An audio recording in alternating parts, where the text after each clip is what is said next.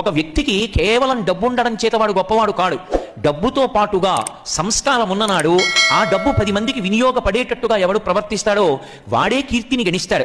కేవలం చదువు ఉండడం గొప్ప విషయం కాదు. చదువుకున్న వాళ్ళెందరో దారి తప్పిన వాళ్ళు ఉన్నారు. నేను మీకు ఒక డాక్టర్ గారి వృత్తాంతం చెప్తే మీరు తెల్లపోతారు. ఆయన లబ్ధప్రతిష్ఠుడు. ఎముకల వైద్యంలో ఆయనే సాటి. ఎముక విరిగిపోతే ఆయన ఎంత గొప్పగానైనా కట్టుకట్టి ఎక్కడి ఎముకనైనా సరే అతుక్కునేటట్టు చెయ్యగలిగిన వాడు. కానీ ఆయనకి పట్టుకున్నటువంటి డబ్బు జాడ్యం అంతా ఇంతా కాదు. ఆఖరికి ఆయన ఏ స్థితికి కిందకి దిగజారిపోయాడంటే, ఎముకలు విరిగిపోయినటువంటి వాళ్ళు ఎవరైనా ఆయన దగ్గరికి వచ్చినప్పుడు 200 రూపాయలు ఇచ్చిన వాడైతే ముందు చూస్తాడు, 100 రూపాయలు ఇచ్చిన వాళ్ళైతే వెనక చూస్తాడు.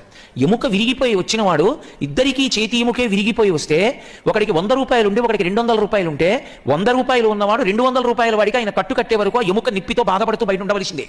చూడడం ముందు 200 ఎవరిచ్చారో ఆయనకి కట్టు కడతాడు. 100 రూపాయలు ఎవరిచ్చారో వాళ్ళు వీధిలో కూర్చోవాలి. 200 వాళ్ళందరినీ చూశాక 100 రూపాయల వాళ్ళని పిలుస్తాడు. అప్పుడు 100 రూపాయల వాళ్ళకి కట్టు కడతాడు.